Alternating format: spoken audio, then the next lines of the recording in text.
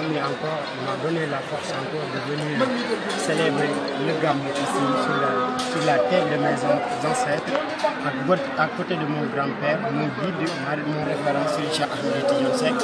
Et je vais profiter de cette occasion aussi pour prier le bon Dieu pour qu'il lui procure une longue vie et une santé de fer.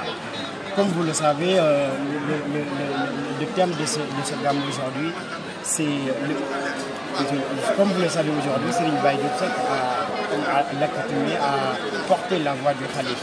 Il a parlé non seulement de ce qui se passe dans ce pays, c'est-à-dire les réseaux sociaux aujourd'hui qui étaient censés unir le monde, qui étaient censés faire de ce monde-là un village, aujourd'hui en train de détruire ce monde à travers des commentaires. Chacun est en train d'insulter la confrérie de l'autre. Et le Khalif aussi, dans son rôle de régulateur social, a donné un exemple. C'est-à-dire que tout talibé Thiénaba ne doit pas insulter, et tout talibé Thiénaba aussi doit prendre l'exemple de Serigne Thiénaba, c'est-à-dire de ne pas se verser dans des débats qui n'ont aucun sens. Donc, je pense que... Alors, Khalifa, candidat à la candidature à la mairie de Thiénaba, les élections locales ont été reportées mars 2021. Alors, est-ce qu'aujourd'hui, vous êtes d'accord par rapport donc à ce report de ces élections locales? Nous ne pouvons pas être d'accord à un report d'une quelconque élection parce que le calendrier républicain devait être respecté dans tous les domaines parce qu'on ne peut pas comprendre des élus locaux qui ont fini leur mandat depuis le mois de juin dernier, 2018, et on se lève un beau jour, le ministre de l'Intérieur, il sort un communiqué pour dire que le mandat des élus locaux est augmenté jusqu'au plus tard au mois de mars 2018. Ça c'est un forfait et nous ne pouvons pas accepter à ça. Parce que les élus locaux, on a dit élus locaux. Élu local, ça veut dire que c'est le peuple qui choisit les gens qui les dirigent. Mais là, on a l'impression qu'on a un inversement du modèle normal des choses, parce que c'est le président de la République aujourd'hui qui a décidé d'augmenter le mandat des maires, et ça c'est une forfaiture.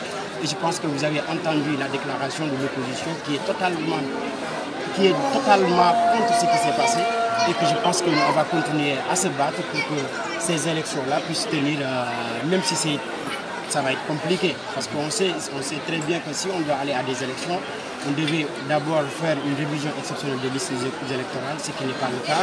On devait revoir le fichier encore une fois de plus. On devait s'unir pour faire un audit de ces dernières élections, mais rien ne s'est passé de tout cela. Et donc, ce qu'on assiste aujourd'hui, c'est que la démocratie est en bas et que ce qui se passe, c'est pas le Sénégal, c'est pas le vrai visage du Sénégal qu'on attendait. Khalifa qui contre-attaque souvent sur les réseaux sociaux, sur la gestion de la commune de Thiénaba. Qu'est-ce qui se passe? Est-ce qu'aujourd'hui, c'est parce que Thiénaba va mal, comme la remarque sur les posts ou sur les réseaux sociaux de Khalifa? Effectivement, nous sommes cohérents dans nos démarches depuis l'élection de ce maire qui est là actuellement.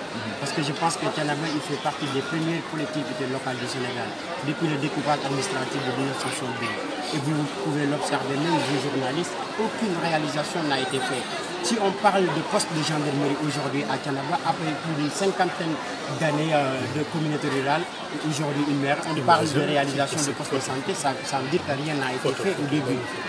Donc ce qui se passe actuellement, c'est que les jeunes, dont moi, nous avons pris l'engagement, nous avons pris nos responsabilités, c'est de faire des délibérations. Et je pense que le fait les délibérations, ça fait partie du mandat de maire, mais ça ne doit pas être l'apanage de tous les jours, et c'est ce qui se passe. Donc nous continuerons à donner ce signal jusqu'à, même si les élections devaient se passer en 2022, nous continuerons aussi à être des opposants. Nous continuerons à dénoncer aussi les forfaitures qui sont en train de se faire. Justement, M. Ndiaye, vous avez évoqué tout à l'heure la question du report des élections locales. Mais le ministre a évoqué également la notion du dialogue national. Il a appelé le Khalif de formuler des prières pour qu'on puisse instaurer un dialogue consensuel. Est-ce que réellement ce dialogue peut-il freiner, n'est-ce pas, ce processus électoral? À quoi vous inspire par rapport à ça? Même au niveau du Parti démocratique sénégalais, notre parti a été fait depuis 1974 dans le dialogue. Nous avons dialogué, le Parti démocratique sénégalais a dialogué avec Senghor pour sa création en 1964. Nous avons dialogué avec Abdou Diouf pour participer à un gouvernement d'union nationale. Mais le dialogue de Macky Sall, là, ce n'est pas un dialogue sincère. Imaginez, depuis le premier mois, on avait lancé la journée nationale du dialogue avec l'ouverture. Mais ça fait combien de mois là, même le président de la Commission nationale du dialogue, il n'est pas encore installé, il n'a pas de bureau. Moi je pense que ce dialogue-là c'est du farce et on ne va pas accepter ça. Moi je ne crois pas à ce dialogue-là parce que Macky Sall, quand il dit qu'il va dialoguer, c'est qu'il est dans de mauvaises postures et il est en train d'affûter sa stratégie pour mieux rebondir. L'opposition, malheureusement, il le suit dans cette direction-là. Et vraiment, c'est ce qui nous a causé tout ce tour-là au niveau de l'opposition.